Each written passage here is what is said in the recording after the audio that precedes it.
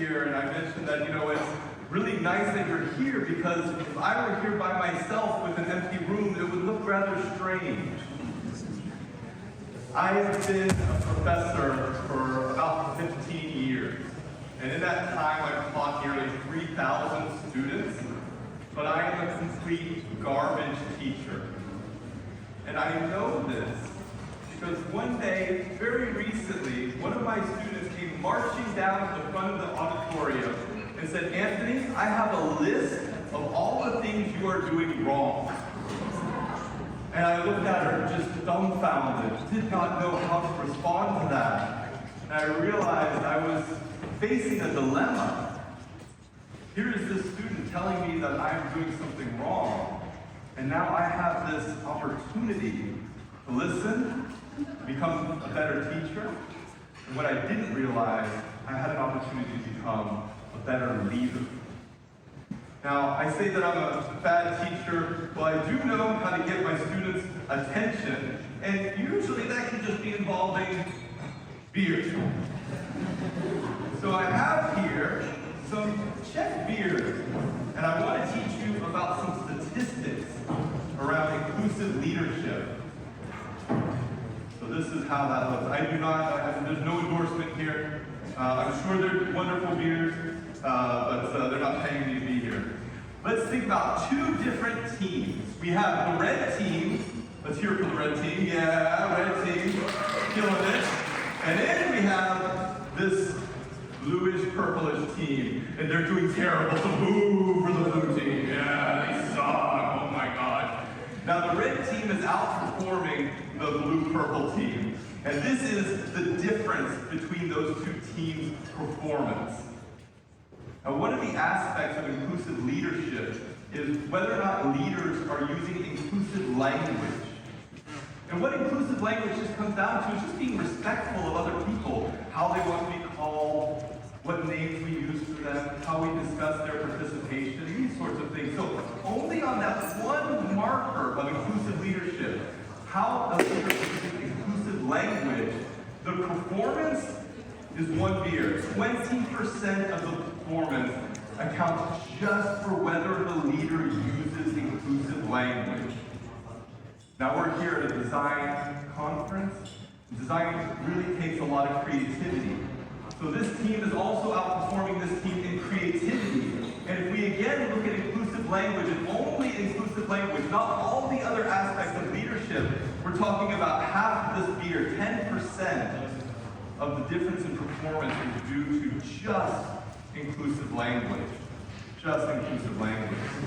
And yet, what we find of all the global leaders that exist in the world, all the leaders that are out there, and say that's the population of the leaders, the number of inclusive leaders is about this much. Less than 5% of global leaders reach the criteria for being inclusive leaders. Now, inclusive leadership is such an important topic because it gives us a chance to put inclusion into practice. And I know a lot of us believe that inclusion is a really, really important part of our world these days. And I believe that a lot of us know that inclusion is fundamental to this aspect of universal design. Inclusion is fundamental to how we design products and services for everyone. And I think we know that designers play a key role in that process. What I think we're missing is that they're not the only ones that are playing the important role in inclusive design or universal design. Actually, what we find is that business models are the ones that give rise to opportunities for inclusive design or destroy opportunities for inclusive design. And what that means is that leadership is a critical criteria. Now, universal design gives us a really key opportunity here to minimize the risk of rolling out products or services that are only available to a select few. It also helps us maintain engagement, not only of our customers, our end users, but also those talented designers that are at the heart of your company or organization. And it also gives us a chance to access the 11 trillion euro market globally for inclusively designed products and services. I'll say that again, 11 trillion euros. There is no reason a business on earth should be looking the other way when it comes to issues around inclusive design. Yes, it allows us to access that market. Now, I imagine a lot of you are sitting there thinking to yourselves right now, but Anthony, inclusive design seems really cool. It also seems like a lot of work, and you're not wrong. Inclusive design is a lot of effort. It takes investment, it takes resources. It's not free, and it's not even necessarily cheap all the time. But it's part of a larger journey that we're making as a society to make sure that everyone can participate equally. Now, I'm going to talk today about two of my lovely wins of inclusive leadership. The first one goes back to that student that was coming down after class and telling me that I was doing everything wrong. The second one, I'm also going to talk like Nima about my mother and her experience with technology. So you can imagine, there I am in my office, sitting in my fancy professor office chair and listening to the student tell me all the things that I'm doing wrong about my teaching. And I'm just tapping my pen on my thigh, just really dazed out because I can't believe this student has the audacity to call me out. I'm a professor. Does she have any idea how long I've been in school? Absolutely not. And in this stupor, in my own daze, in my own haze, the tram outside my office honks, and it snaps me out of it. So I look over at the student. The student's name is Katie. And I realize Katie is a revolutionary. Katie's not satisfied with the status quo. Katie is here to speak truth to power. And she believes that she's the one, she's the only one to do that. Now, I'm sitting there kind of fuming, pushing back at her every criticism she might have, really looking at her like, you are the enemy. And she's looking back at me like, you arrogant asshole. You don't know how to teach. Now, I don't know how it is here in Czech Republic.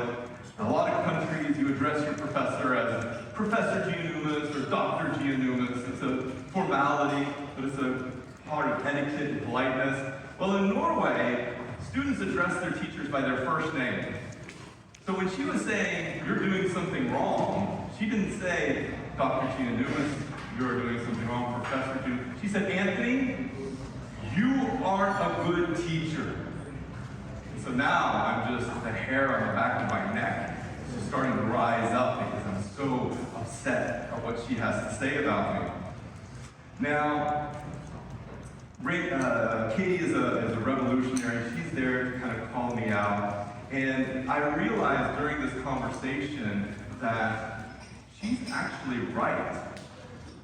She actually has hit the nail right on the head. Every point rung true. And I hated that she was right. It bothered me so much that she saw this fallacy in my work that I couldn't see. And the worst part of that is I didn't want to admit that she was right. I wanted to just dig in my heels and say, no, you were the student, I am the professor. How could you possibly know how to teach better than I do? And then the other aspect was, I didn't even know why she was right.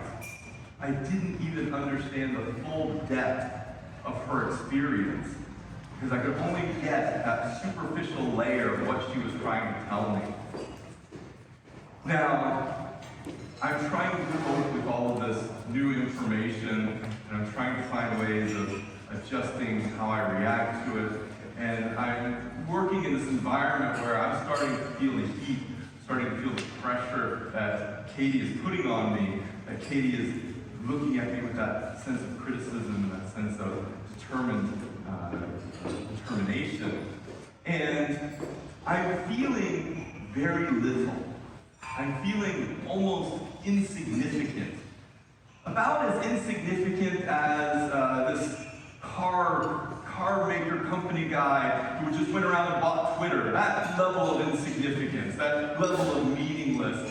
And I'm sitting there thinking, you know, she's criticizing me. She's not even a professor. She's never taught a day in her life. She's also my student. I'm going to have to give her a grade in a few weeks. So I'm sitting there thinking the audacity that she has to criticize the professor when she knows I'm going to be in a position of power over her.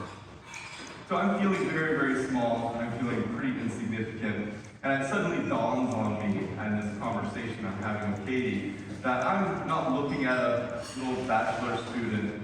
I'm looking at Captain Marvel. Do we know this movie, Captain Marvel? It's about a superhero getting superpowers, and her mentor just tries to box her in, constrain her, put her down, and put her in her place. And then eventually she breaks free. And so I realize at that moment that I have a choice here in my interaction with Katie. I can choose to put her down, put her in the box. You are just a student, know your place. Or I could listen. I could just take a step back and listen to what she has to say. And so she's going on and on about all these problems that I'm having and all the issues that I have. And she makes one fatal mistake. Now, professors are very organized, we're very structured in the way we do things. We like things just so. So in my office, I have a big wipe-off board that I use to kind of imagine all the new interesting things I'm doing. And on that wipe-off board, I have 3 markers. Only 3, because that's how many markers you need for a wipe-off board. I have 1 black marker. The black marker is for writing text. I have 1 blue marker. The blue marker is for writing figures and visualizations. And I have a red marker. Now, the red marker is only used infrequently, and it's only used when I need to make a change or a correction. Now, Katie didn't know this, so she made the fatal mistake of getting up to draw a diagram and taking up the red marker. And I'm sitting there looking at her, and I'm like, do you realize what you've done?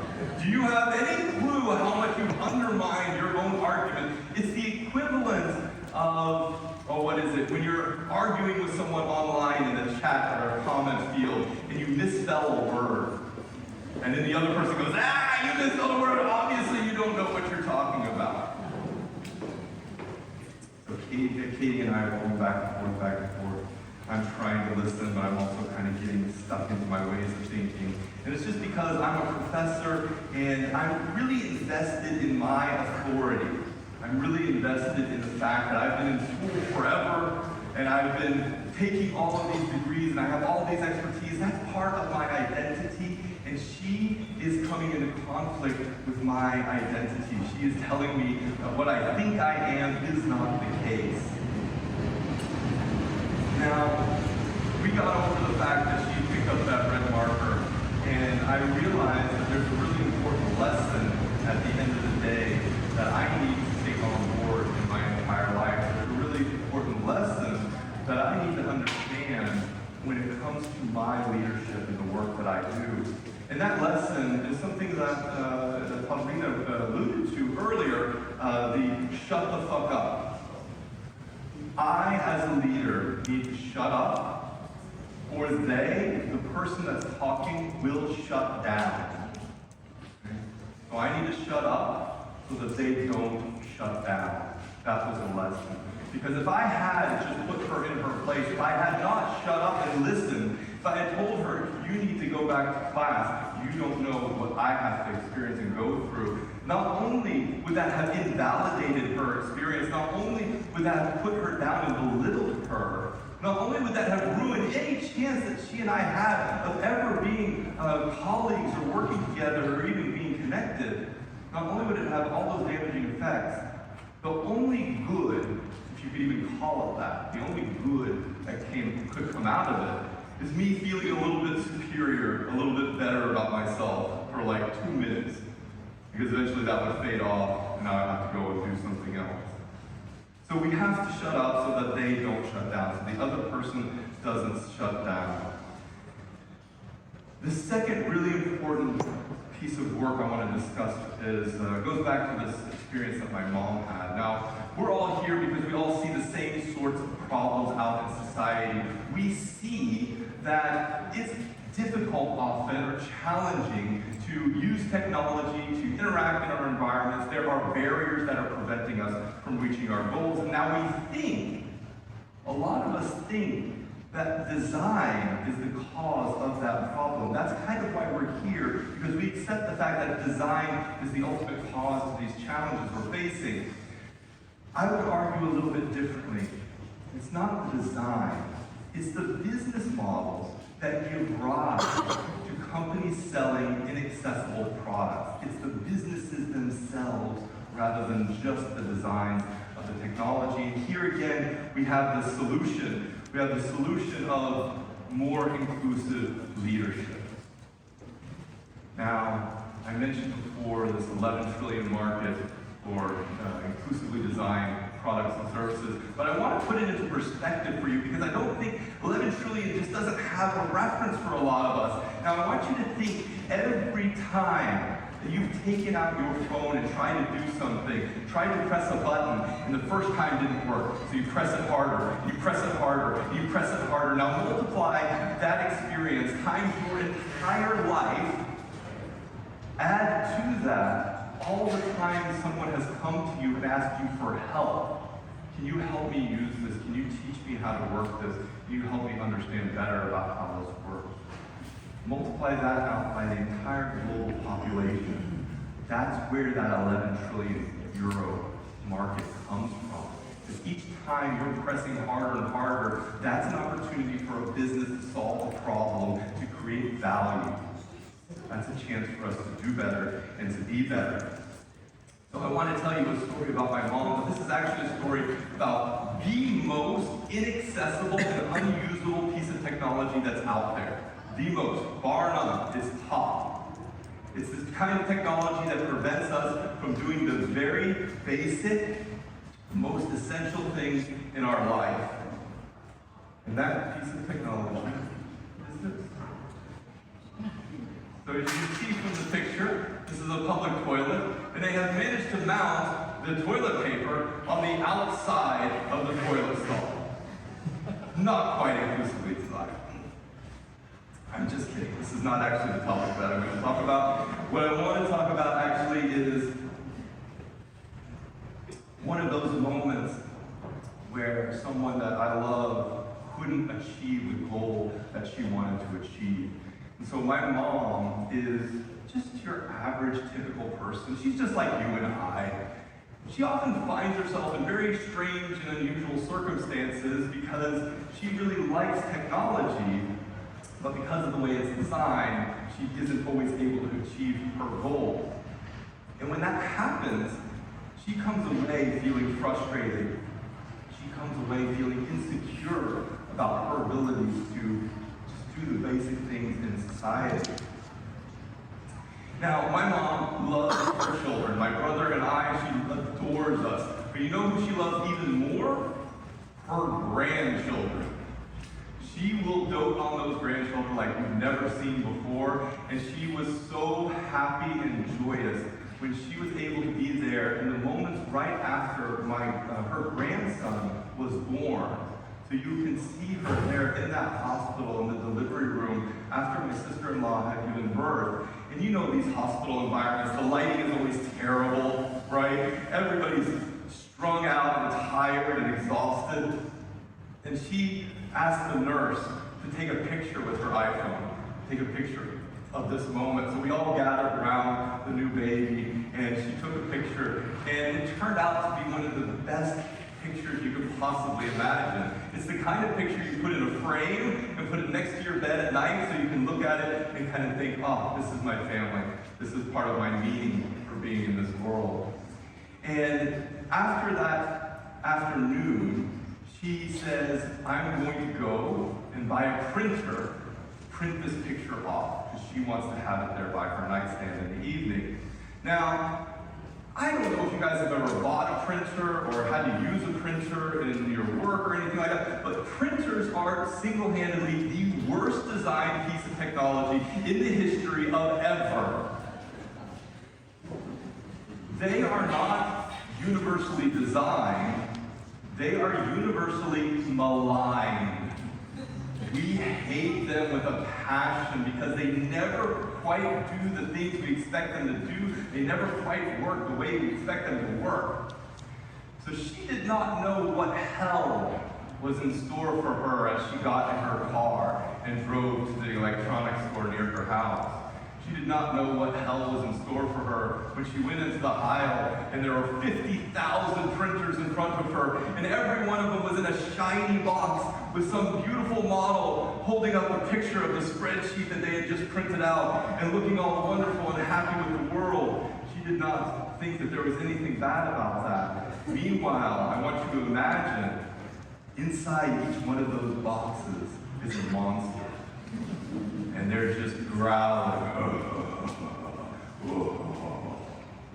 So the sales associate helps her pick out a printer. She takes it up to the cashier, and the cashier beeps inside of that box. She grabs that box, takes it into her car, puts it in the back seat, and she's driving.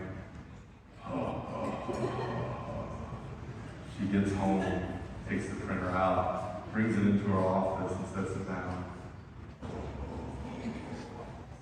Opens up that box, and you know that plasticky smell that always comes when you open a box, right? It was that smell, and everything's wrapped in that squeaky styrofoam, and she's pulling the thing out and then plugging it in, and immediately on her computer monitor, she's met with thousands of prompts popping up. You need to download this. Your printer driver isn't installed right. Did you install your antivirus? You might have a virus right now. Here's 10 billion templates that you will never use, but we want you to install them, and it's only 400 gigabytes, right?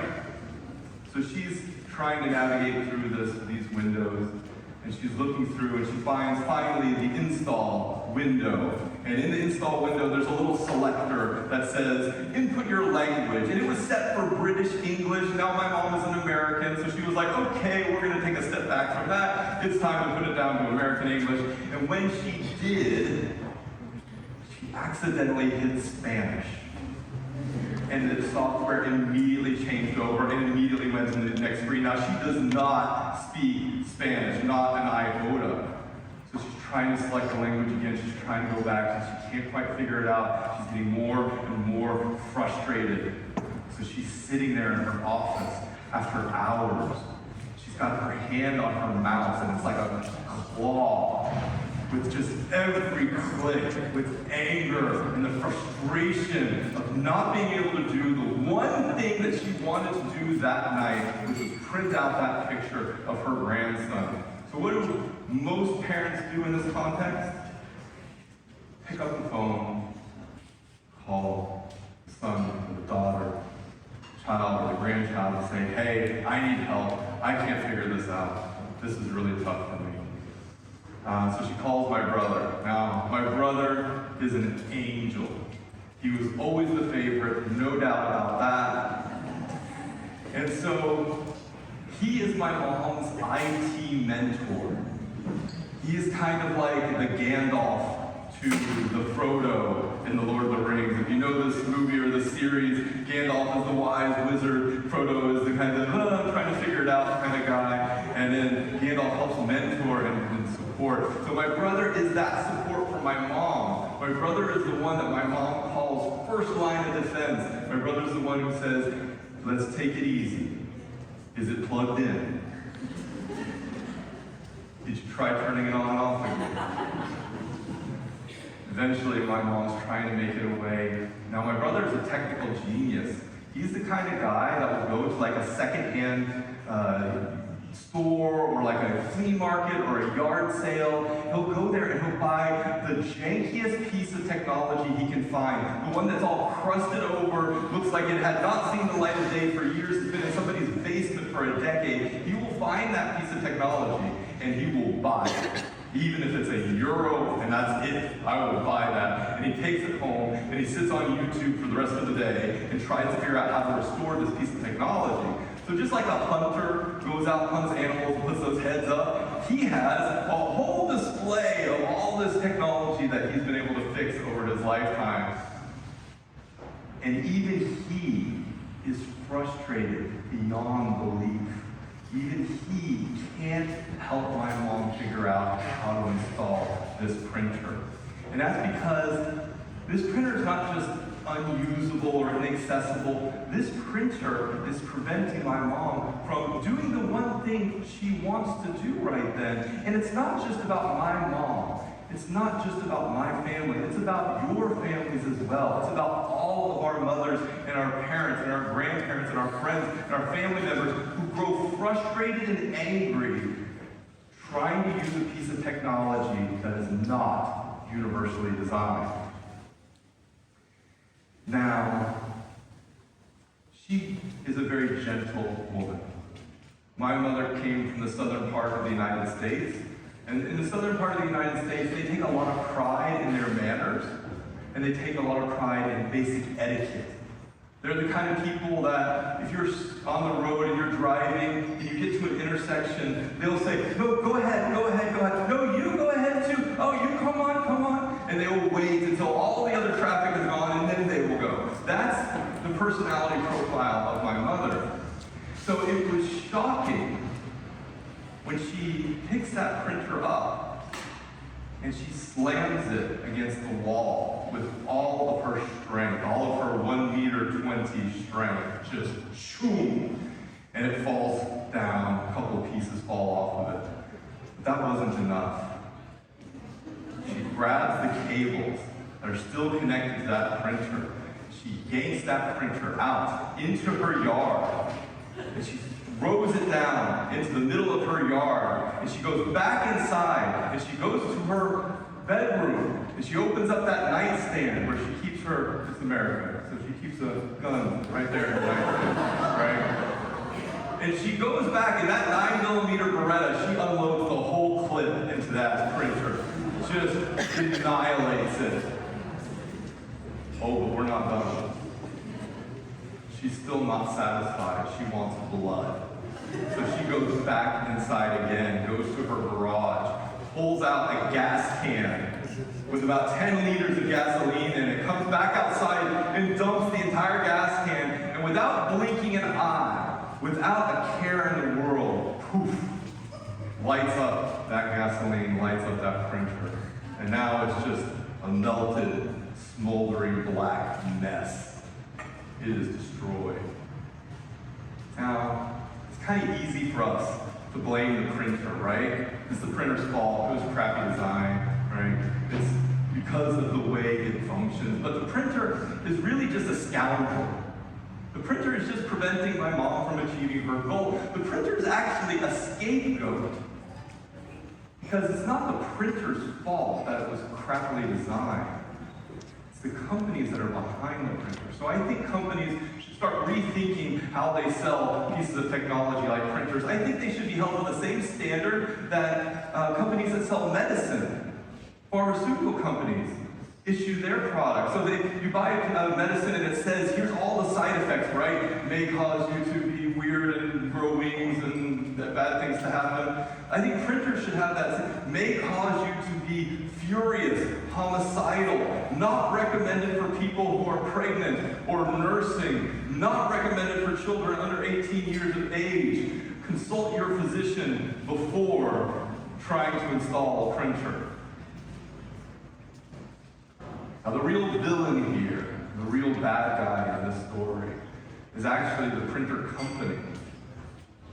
Because they have at the heart of their work profit as their motive. They don't have good design as their motive.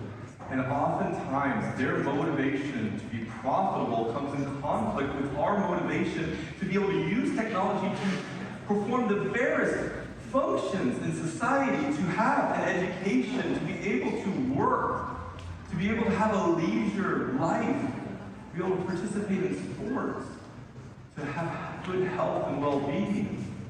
So these profit motives come in direct conflict, and in this case, with my mom's desire to just be able to take a picture and print it out of her grandson.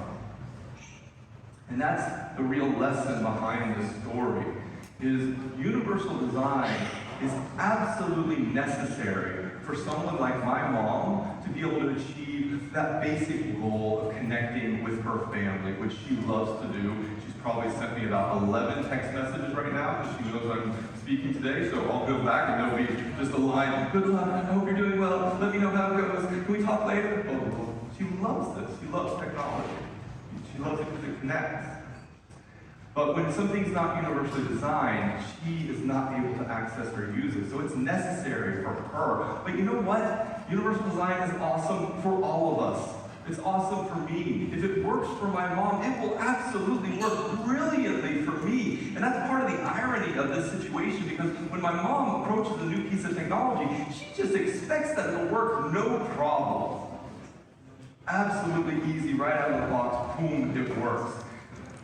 But we know that most technologies are not designed by people like my mom. Most technologies are designed by people like me. And people like my mom never come into that equation. And that's one of the reasons participation in design process is so essential. Because if those designers had had one person like my mom in that room when they were creating that printer, they would have at least had some options available to them. I'm not saying that they necessarily would have been able to market them, but they would have at least had some options.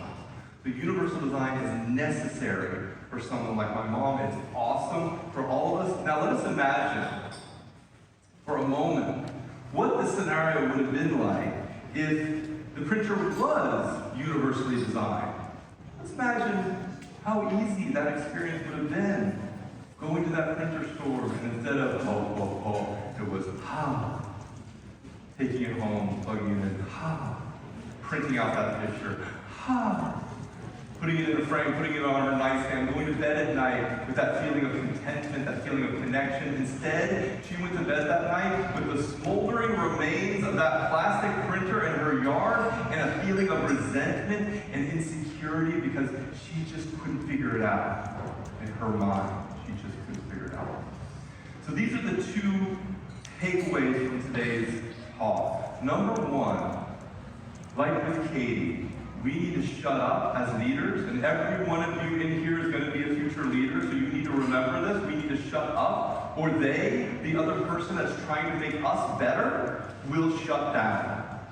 And number two, universal design is necessary for some, but it's awesome for everyone. It's necessary for my mother, but it's awesome for people like me too. It works brilliantly. I want to go back to the story about Katie because it ends in a really beautiful way. Katie and I struck up a long collaboration years and years and years, and we still keep in touch now. And one of our crowning achievements was working together on an EU project proposal for gender-inclusive innovation programs and projects. And these sort of proposals are hundreds of pages long, so it took us 3 years to write this proposal. And it's so melodramatic because at the end of the day, when you submit one of these proposals, it's just click, and nothing happens. Nobody kind of shoots out confetti or says, yay! There's no marching band with instruments. It's just click, and that's it. You get a little message that says, oh, good job.